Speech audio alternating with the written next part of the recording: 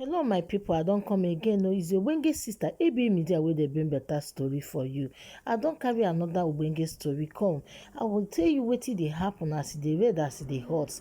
I want to tell you this video where you they watch, so this video where they watch about Fulani herdsmen wey be say they won't enter bus from Opiweka Onitsha. This early morning they want to enter bus to go to travel. So the passenger, the conductor, these people where they check bus, say before you enter bus they go check wetin dey inside your bag, make them know wetin you carry before you go waka.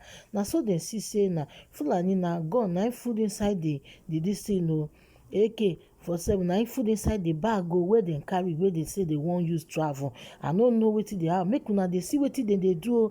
Then won't go start fight. These people, I don't understand wetin they worry them.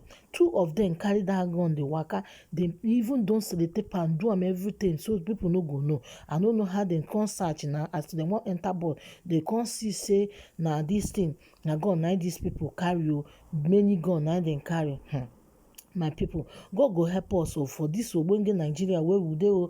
Now as I see the thing, I say this one no go pass me. Make I tell my people where they like to watch my video, make them use their eye do Christmas for themselves. Make them see wetin dey happen. Make them see as they red, as they hot. Make I dey tell them. Make them see. Make everybody dey careful for all this our people. Make them dey careful because you don't see say everybody go dey vigilant. They take anything where you see, any sign where you see, anywhere where you dey go, anywhere where you dey go, just dey careful. More than they check the bag very well because this Fulani don't mean many things. So they don't they do underground, seriously underground now. Abeg, make everybody dey very extra careful for obodo na akpọ Nigeria. This our place where they call Nigeria, because I don't understand how person go just they carry gun up and down, they intimidate people, they do anyhow. You can watch me now live and direct at Opiweka. Fulani herdsmen with gun. Yeah, we gone. Yeah, we gone. Fulani herdsmen. Yeah, Fulani. We gone. Live and direct at Opiweka. Abuja Park.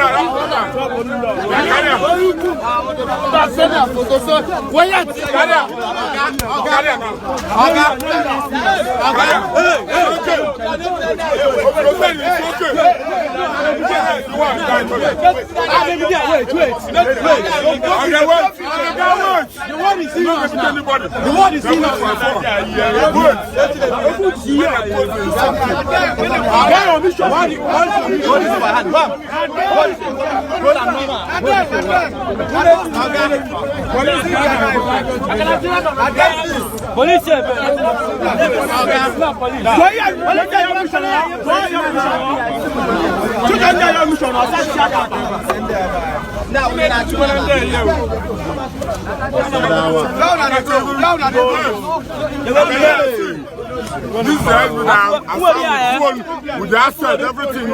It's me. Next year, it's a poster of Facebook. Okay, wait, I'm coming. With the asset, with the dagger, bring everything. This has it. Keep on with the gun. Okay, keep going, keep going. Keep on with the gun. Wait now.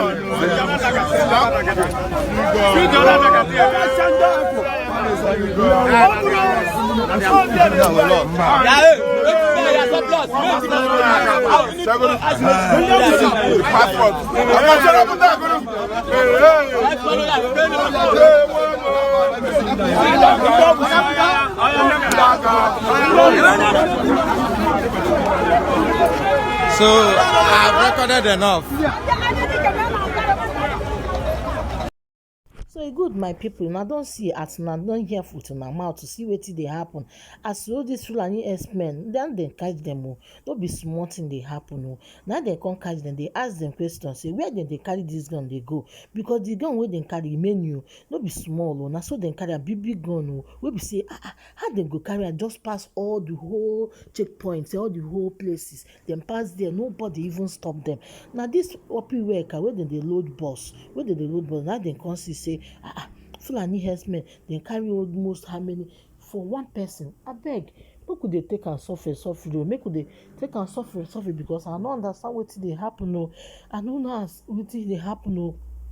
Abeg our people, make dem dey take am suffer because the things wey dey happen now, me the thing tire me o. Make everybody dey vigilant, make everybody shine their eyes o. Make our people wey dey for Africa, abeg make una dey careful o.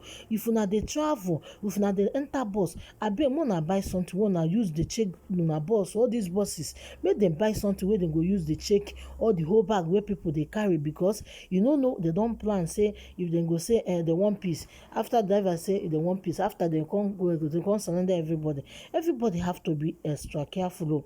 As I see this story, I say make I come tell my people, make everybody dey see wetin dey happen o. Na so for opiweka this morning, na so dem come dey catch dem o. Dem come catch dem as dem carry all these things dem inside their bag, dey wan pass, dem dey go, dem dey do something. So dem dey ask dem say wetin dem dey use those guns to do, wetin dem dey use am do. Dem dey shake mouth, dem no even wan talk, dem just dey look everybody.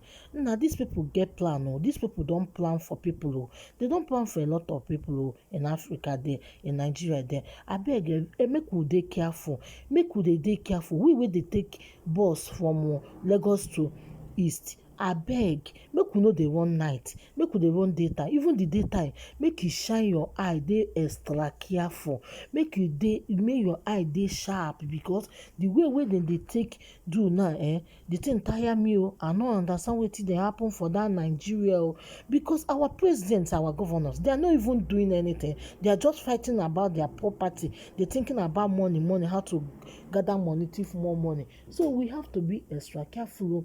We have to know what is happening in Nigeria, because this thing that is happening now, everybody have to be very extra careful, because this thing is getting out of hand. I don't know what is happening now, but this thing that I'm seeing right now is resulting in another thing. So we have to be extra careful, my people, when they watch my video. Now I carry this story come, I say make I tell una, as they hot, as they red, all this luxurious boss, abeg make una go buy something. Oyibo own be say you go buy something wey go you check before you go enter there. But Africa, they no go buy anything, they will use their hand, they press. My dear, buy something to check what this person go scan, what the person carry inside his bag before the person will enter bus. But our African people, they will not buy, they want to press, they will press the bags and check, say they want to check. Abeg make them go buy things, make them feel they use the check and people, the scan people bag.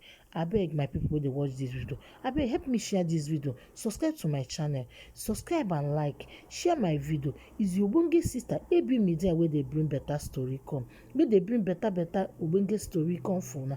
Abeg make una share the video, make our people dey careful for traveling. People wey dey pass by the road o, make dem dey extra careful, because why our government dem dey do like this? Because they no dey travel by the road. Abeg my people, make we dey careful. God go bless una, God go keep una, God go guide una for everything wey una dey do for me, for sharing my video. Subscribe to my channel. Is your ogbonge sister AB Media wey dey bring better story, wey dey bring better ogbonge story for una. Abeg, all these our governors, you know say they no dey use motor dey go, then they enter flight. Abeg make we dey careful. It's why they don't care about us. God bless you all.